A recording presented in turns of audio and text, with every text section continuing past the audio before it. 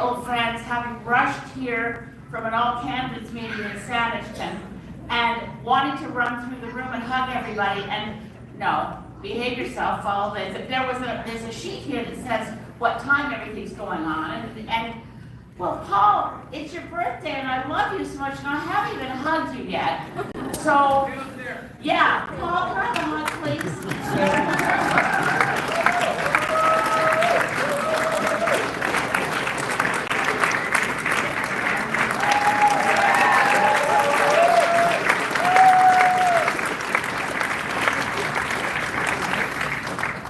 Look, I've got a little bit of time. I just want to say, Daisy, I love you. You did phenomenal work this week. When the Leaders Debates Commission broke its own rules and revealed itself as corrupt. Woo! And I want you all to know something. I've been doing some digging. I hadn't noticed. The essence of the Leaders Debate Commission, all the other parts said, well, it's an independent commission, it's very eminent. We wouldn't want to quarrel with what the commission did because they did what we wanted. The commission it revolves around the idea that there's an eminent person who is the commissioner for the Leaders Debates. I double checked because I was pretty sure, yeah, the position's been vacant for 2 years. So when David Johnston, our former Governor General, and someone I actually love and respect, he stepped down as Leaders Debate Commissioner when he made the mistake of taking a really bad gig, Justin Trudeau's Special Rapporteur on Foreign Interference, which did some damage to David Johnston's reputation. But anyway, I won't go through all that. The position, when David Johnston stepped down, was March 2023. It's April 2025. 2 years this position has been vacant. And so in the absence of a commissioner for the Leaders Debate Commission, their executive director has been making all the decisions. And he's clearly, believe it or not, he claims to be a journalist. He thought True North and Rebel News were journalists. The failure to do due diligence is now getting everybody's attention. But breaking the rules as it relates to Greens is the most unforgivable thing, and I've seen lots of unforgivable double crosses in Canadian politics, but this takes the cake, and I don't mean the birthday cake.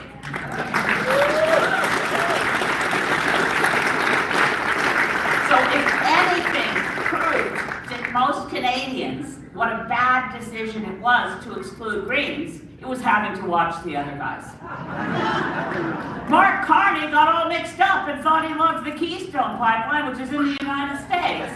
My sister-in-law, Marco Kidder, was arrested fighting Keystone. So was Jane Fonda. Mark Carney can't keep straight the one his buddies bought, Kinder Morgan Pipeline, otherwise known as Trans Mountain Pipeline, and the one that was stopped by Barack Obama.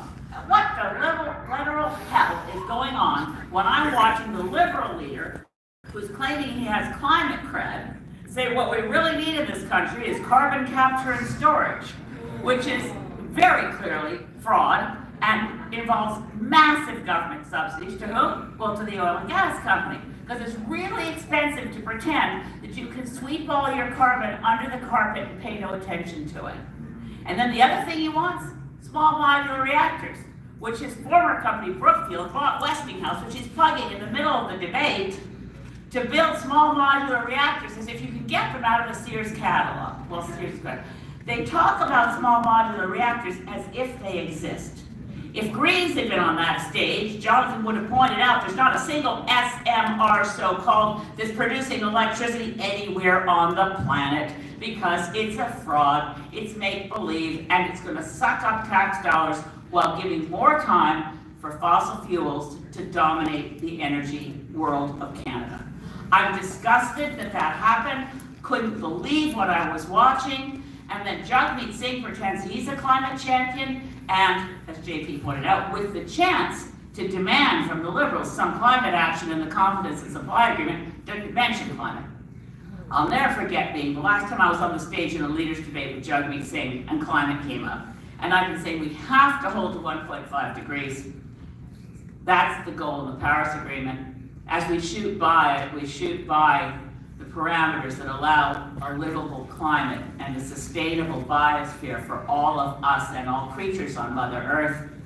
And within a few seconds of the debate, he said, oh yeah, at 1.5, as Elizabeth loves to say.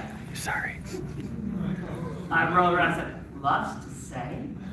It was quite something. We need Greens on that debate stage to bring truth to power. Or sometimes I feel when I'm in Parliament and hear the debate, sometimes we just need to bring truth to stupid. But we need to bring actual numbers, actual information, actual evidence, while they all prostrate themselves before the idea that the way to fight Trump is to build pipelines for no market, for no benefit for Canadians, and certainly for no benefit for climate.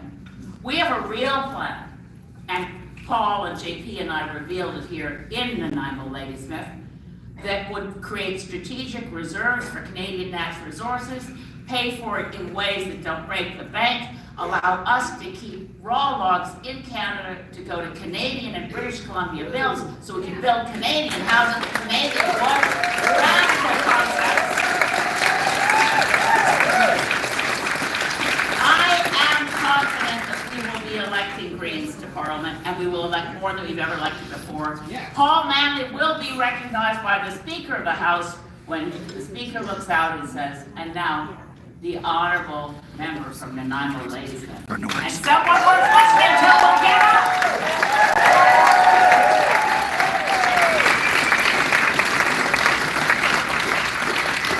There has never, it is true, this is a consequential election. It is true that we must stand together as Canadians. Yes, it's true. We have the fight of our lives to deal with a fascist lunatic in the White House. But we don't deal with a fascist lunatic in the White House by trying to dig deeper and double down on failed policies of neoliberalism, fossil fuels, and wait your turn, as Jonathan was saying. We do not do that. We've been far too patient. We need to demand what we need and demand it now, because what I need for me, I need for you, and what I want for me, I want for you. And all of us together in Parliament are going to make a substantial difference in the way our country's future unfolds. So I'm now going to introduce someone I've loved for years, whose music you've loved for years. All right, guys, I think we're good. And I want to say that I became a big fan of this particular resident of Nanaimo, Ladysmith a long time before I met him. Because another thing we want to protect and preserve in this country is the CBC, by the way.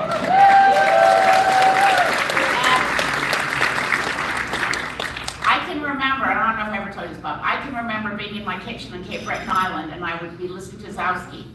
And Peter Zowski on Morningside would introduce Bob Bosson and the home remedy for nuclear war and other such really important contributions. But the folk group string band, Bob Bosson was someone I listened to on radio, loved the feeling of it being a ballad for a movement of people who were going to fight back and push back.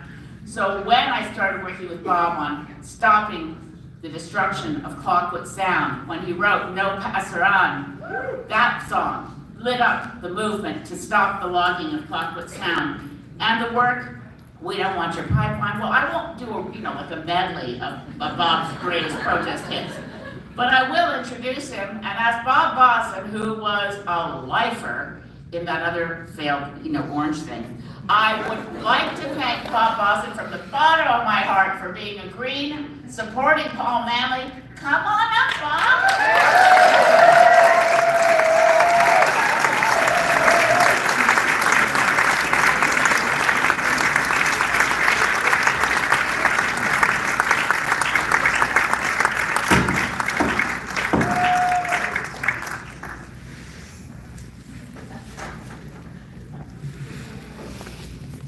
Guys, I need to charge my phone. Paul requested this